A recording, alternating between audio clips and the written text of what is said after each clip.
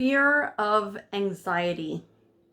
Sometimes a person can have not just an anxiety, a fear of something, but they can actually have a fear of the anxiety, meaning the fear that these anxious feelings are going to come up. They're going to start feeling all the symptoms of anxiety. So they're afraid to put themselves in any kind of situation where that might arise. That is the topic of our video today, fear of anxiety.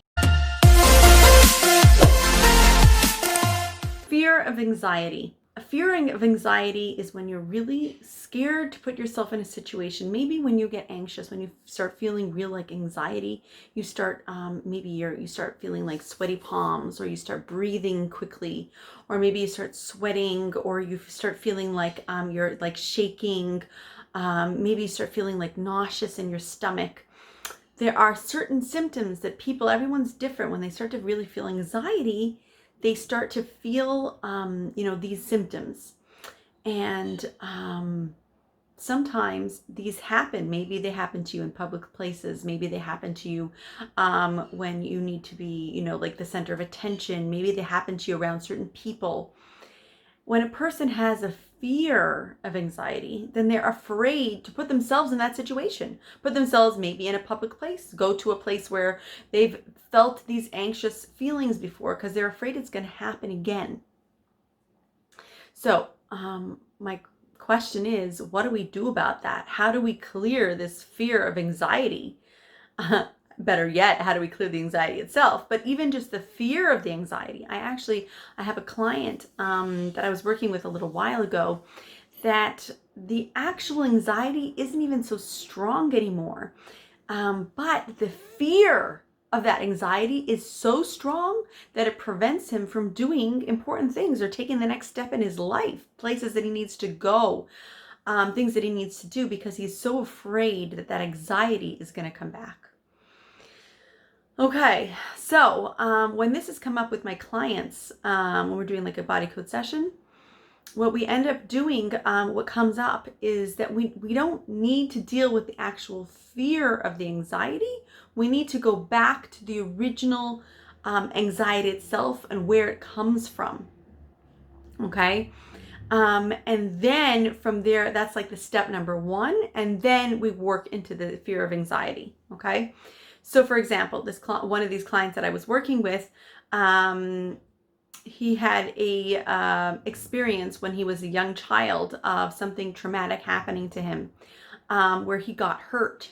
And every time that he came into a situation, he was afraid that that was going to happen. I'm going to give you an example, but I don't want to give the exact example from, I never give examples from real clients unless it's that client's given me permission specifically. So I'm going to change it very slightly. This child was playing a sport. And every time that it happened to him that he got hurt, he got his knees scraped really badly and they hurt. And he loves playing this sport, but then it happened to him again and again and again. And he got really scared to ever play this sport because then he's afraid he doesn't even know when it's going to happen. He doesn't know when he's going to get hurt again. He doesn't know what's going to happen. Maybe he'll get hurt in a different way. Maybe it will hurt even more. And it was such a trauma to him that he started having this anxiety from even playing that sport at all. And he was afraid to go even to school sometimes because he was afraid that the gym teacher was going to make him to play this sport and then maybe he's going to get hurt. And so he had all these anxieties built up inside of him. Okay, so what body code led us to do is we needed to clear a bunch of emotions that were trapped inside of him, trapped emotions from the first event when he got hurt. And then we needed to clear trapped emotions from different points in his life when he had similar things happen to him that built up this anxiety. Okay, then, only then, once we cleared all the trapped emotions from when we cleared all the trapped emotions from these events that created this anxiety, then we went into some subconscious mind work, which is that he had a core belief inside of him. He had a core belief inside of him that if he would do this, he could get hurt. And it's terrible. It's scary. Who knows what's going to happen? So we ended up doing some subconscious work, subconscious mind work, finding a core belief inside of him that was similar to the effect that, if I play this sport or if I play any sport, then I could get hurt. And that, like that was terrible or that's scary. We needed to take out that core belief, and then we needed to introduce a new core belief. Okay, when I work with my patients and we take my clients, when I work with my clients and we take out a core belief, we need to find the exact wording of the core belief, and then we take a magnet and we remove it by going down the main meridian, the magnet over your head. When we put in a new core belief, we use the magnet going the opposite direction, coming from the back of your head, going over the top. But in addition to that, we also need to say whatever the new belief is. It's something that my client needs to say again and again and again. And usually, I use kinesiology to find out exactly how many times a day they should say it for how many months. Because when you have a core belief is something that your subconscious mind truly believes, and it's not something that you can just like what I call wave my magic magnet and make it appear. You can't make a core belief appear in your subconscious, but what you can do is have your conscious mind aware of this and say it again and again and again, and it will trickle down to your subconscious mind and become a core belief if you truly say it with like enthusiasm, with confidence, with belief.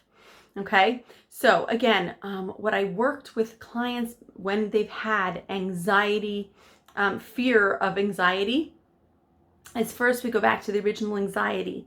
We find the trapped emotions that have anything to do with this anxiety.